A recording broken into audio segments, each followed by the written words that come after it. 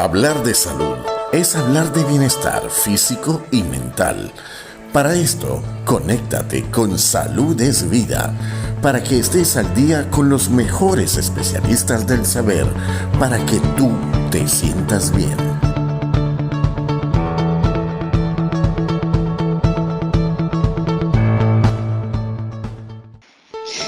En esta oportunidad estamos con el doctor Enrique Teller. Gracias desde Ecuador. En esta oportunidad vamos a hablar de las cirugías de las vías aéreas. Existen ciertos procedimientos de los cuales hoy en día se habla de tantos, sin embargo la toracotomía es lo que realmente se hacía, se sigue haciendo, pero ahorita la toracoscopía creo que tiene ciertas mejores ventajas, ¿no?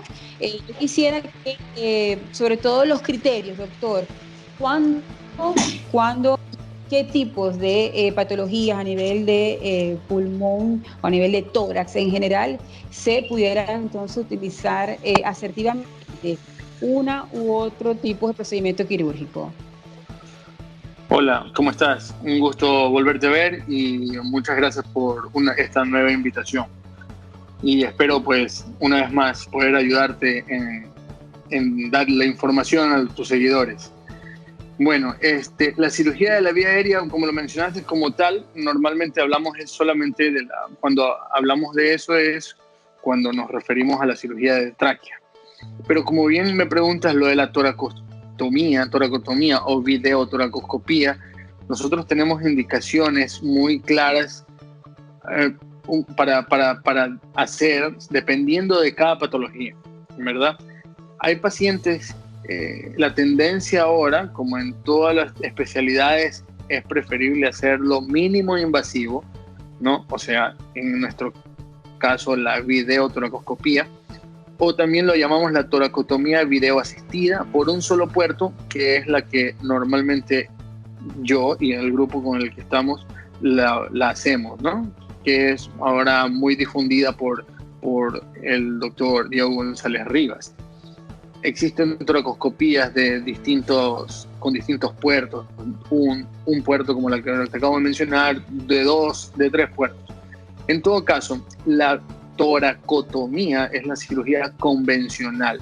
La podemos hacer como exploratoria cuando realmente tenemos un paciente con un trauma de tórax, ya sea un trauma penetrante o por arma de fuego, por un proyectil de arma de fuego o por un objeto cortopunzante o arma blanca, como le llamamos. Y de ahí parten, dependiendo de la patología, lo que nosotros vamos a decidir para hacer.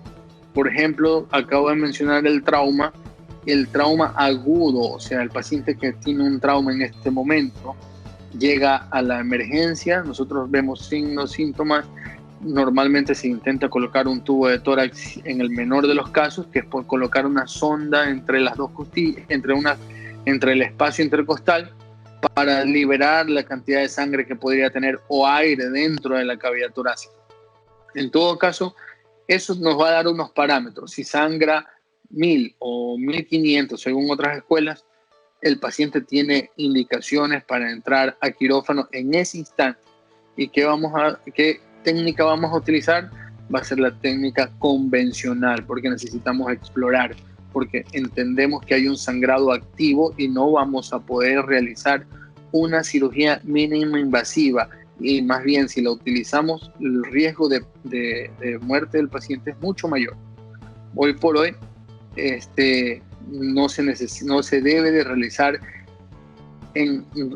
la videotoracoscopía relacionada al trauma agudo, como te lo dije en un principio.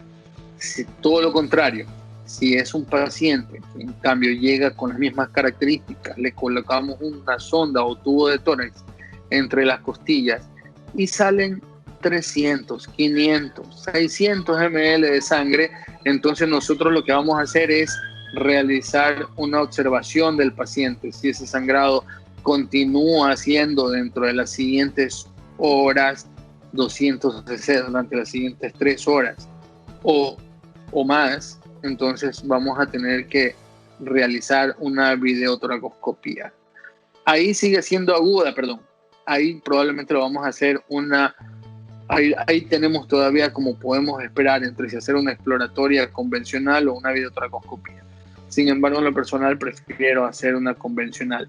Si este paciente con esa sonda o tubo de tórax no se resuelve su problema y sus condiciones clínicas están estables, se lo revalora y se lo puede programar para resolverlo después de 24 o 48 horas con una videotracoscopía, observar lesiones menores en todo caso que se autolimitaron y que posteriormente pues las podemos mejorar o podemos corregir ya con la videotracoscopía. Ahora, doctor, en el escenario donde no se tenga que escogerse un criterio, sino está el paciente en un estado, entre comillas, normal, ¿ok? Como cirujano de tórax, ¿cuál sería el mejor procedimiento en cuanto a las ventajas? ¿Toracoscopía o el procedimiento antiguo? Siempre vamos a tratar de elegir que sea la videotracoscopía o la técnica mínima invasiva.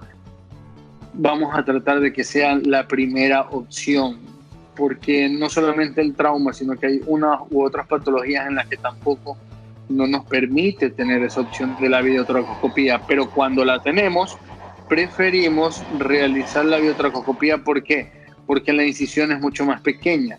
Entonces el trauma para el paciente es menor, el trauma quirúrgico, el estrés quirúrgico es menor. Por ende, la recuperación es mucho más pronta y podemos tratar el dolor hasta de mejor manera. Porque si lo hacemos de un solo puerto, estamos hablando como yo la hago, que es por una incisión de 3 centímetros, y por ahí introducimos la óptica, introducimos material, el instrumental adecuado para poder trabajar por ahí y resolver. Hay otros que son de 2 o 3 puertos que se colocan a sí mismos en distintos espacios intercostales y se puede trabajar en uno una cámara y en otros 2 el instrumental quirúrgico. Todo eso es para reducir el dolor y para tener menos invasión. Recordemos que la toracostomía convencional realmente abarca todo el hemitórax izquierdo desde la espalda, desde el espacio interescápulo-vertebral, por debajo del ángulo de la escápula y avanza hasta el 5º espacio de intercostal y un poco hacia adelante, ¿no? Como una S itálica. Entonces eso es una incisión muy grande. Por eso tratamos de hacer lo mínimo invasivo. Cuando preferimos también más, mientras más grandecitos, más obesos o más ancianos, tratamos de hacerlo con mucha más razón para que su recuperación sea mucho más rápida. El estándar es siempre buscar hacer lo mínimo invasivo, primero, si la indicación de la patología nos lo permite. Ok, muy importante que haya dicho también sobre las edades, porque eso pudiera ser en ciertos procedimientos un poquito una contraindicación, ¿no? A veces la edad complica al cirujano, sobre todo en el procedimiento per se, ¿o me equivoco? O sea, realmente tienen mayor riesgo siempre los más abuelitos, ¿no? Mientras mayores son más delicaditos, entonces mientras menos invasivos podríamos ser, mucho mejor. Y dentro de esto, pues, va a ser la videotoracoscopía o la toracostomía videoasistida. Ahora, a nivel del óvulo, doctor, la lobectomía es único procedimiento cuando ya entonces empiezan a tratar ese tipo de situación quirúrgico, doctor. Las lobectomías, realmente nosotros tenemos 3 lóbulos en el lado derecho, tenemos 2 lóbulos en el lado izquierdo. Las lobectomías están siempre están relacionadas a una indicación, por ejemplo, de un tumor que esté involucrando ese lóbulo y que sea necesario extirparlo para evitar o para dejar prácticamente sin lesiones cancerígenas, por ejemplo. Aparte de siempre hacer lo que nosotros decimos un muestreo ganglionar, que es retirar ganglios del mediastino todo esto con una patología que lo hacemos por congelación, y que durante la cirugía nos pueden decir si tienen o no tienen características malignas para poder determinar en la necesidad de una lobectomía. Otra causa de lobectomía también puede ser relacionada al trauma. Un lóbulo que esté completamente dañado e irreparable lo tendríamos que retirar, que sería un trauma muy grave. Otros pacientes que tienen enfermedades consecuentes a haber tenido tuberculosis, como bronquiectasias o cavidades muy grandes que pueden terminar llenándose de hongos, como el Aspergillus. Entonces eso trae consecuencias después de un largo tiempo, trae consecuencias en el pulmón, y el paciente a veces viene con hemoptisis, que es con esputo sanguinolento. Ellos escupen sangre. Entonces ya está dando síntomas importantes, y si la lesión es muy grande, pues a veces va a necesitar de una lobectomía, dependiendo de la extensión de la lesión dentro del lóbulo. Pero pero lo que siempre es importante es que no es que vemos una lesión y saquémoslo todo. No, siempre vamos a tratar de preservar la mayor cantidad de pulmón sano de ser necesario. Doctor, la fibrosis pulmonar es una patología bastante comprometedora a nivel del pulmón. Yo quisiera que dijese más o menos un breve resumen a qué se refiere la fibrosis pulmonar, no porque vamos a dedicarle esto en el enlace de hoy, sino que todo debe verse en este mundo. Quizás ese paciente que tiene este diagnóstico previo tiene que someterse a una cirugía. ¿Cómo podría abordar a ese tipo de paciente donde el pulmón, que usted lo va a explicar ahorita, está bastante comprometido? Bueno, la fibrosis pulmonar, como usted lo dice, pues tiene muchas áreas comprometidas, ¿no? En todo caso, tomográficamente siempre tiene signos patognomónicos de la fibrosis pulmonar. Pero la fibrosis pulmonar tiene muchas diferencias entre una y otra, y hay que buscarle un diagnóstico. Ahí es cuando interviene la cirugía. La cirugía, para nosotros, el neumólogo nos dice, bueno, necesito una biopsia de esto para saber de qué tipo de fibrosis pulmonar estamos hablando. Y lo que prácticamente, tratando de estar a la vanguardia, yo y con el equipo, pues lo que hacemos es realizar la biopsia del lugar más sano, no del más dañado tomográficamente, sino del área más sana, tratando de obtener el diagnóstico, porque ya la parte que se observa lesionada macroscópicamente o con los signos de la tomografía, entonces que se ven en tomografía, o con los signos en la parte donde se ve mayor lesión, en signos tomográficos tratamos de evitar esa parte, porque definitivamente vamos a encontrar lo que ya sabemos, pero no vamos a encontrar las células. El patólogo no va a encontrar las características necesarias para poder definir el nombre de este tipo de fibrosis. Entonces nosotros hacemos una videotracoscopía. Con mucha más razón, ellos tienen indicación de videotracoscopía. ¿Y por qué? Estos pacientes necesitan tener menos tiempo quirúrgico porque no respiran bien, porque obviamente no oxigenan bien. Entonces, tratando de estar a la vanguardia, como lo decía hace un momento, hacemos videotoracoscopía sin dormir al paciente. Lo hacemos con el paciente despierto, con un tipo de sedación neuroléptica, le decimos nosotros, que es una sedación en la que usted se encuentra descansando y yo la puedo despertar y le puedo decir, ¿tiene alguna molestia? Abre los ojos y me dice, no. Apenas está con una cánula o bigotera nasal, o puede estar con una mascarilla, pero en todo caso está despierto, reactivo. Acostadito de lado, hacemos un bloqueo regional primero con anestesia local en el área donde vamos a hacer la incisión. Este tipo de cirugía lo ha permitido la técnica de un solo puerto, de esta incisión de 3 centímetros. Esta técnica es la que ha permitido que esto renazca, porque esto no es completamente nuevo, pero el doctor González Rivas y otros médicos reconocidos a nivel internacional, de Italia también, han promovido nuevamente esta técnica. En Asia, en la parte de la China, hay gente que le hacen cirugías mayores, lobectomías, resecciones tumorales, de todo con el paciente despierto. En América todavía falta que se termine de desarrollar, pero nosotros hacemos esto en lo que más podemos y el paciente prácticamente sale despierto, sin dolor, y su recuperación es buenísima. En 24 horas, no en 24 horas, en 4 horas ya después del postoperatorio él está en su habitación, tranquilo, despierto, y disminuimos el riesgo de que al ser intubado y conectado a un ventilador mecánico, sienta eso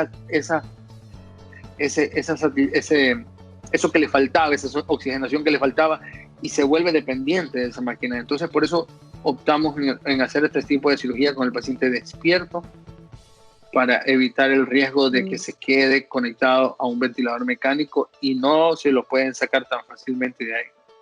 Impresionante, ¿verdad? Qué barbaridad, sí, cómo evolucionan, cómo ustedes también están a la vanguardia, que eso es lo importante, porque es una responsabilidad que tienen, una corresponsabilidad tanto para ustedes, sino también para la labor que están asumiendo, ¿verdad? Que lo felicito. Ahora, doctor, gracias. En cuanto a la cirugía robótica, no ha llegado a la parte de a esta área del cuerpo, porque la cirugía robótica sí, en la parte abdominal se está haciendo en muchas partes del mundo, más que todo en Estados Unidos, en Venezuela también se está haciendo, pero en esta parte, la cirugía robótica también está llamada, se ha realizado ciertos procedimientos. Claro que sí, mucho. En Estados Unidos hay doctores muy reconocidos. El doctor Cerfolio es uno de los doctores que preconizan mucho el tema de la robótica. La robótica es el Da Vinci, ¿no? Esa es la marca realmente que sacaron para este tipo de cirugías. Y sí se hace bastante. Allá en tórax también va.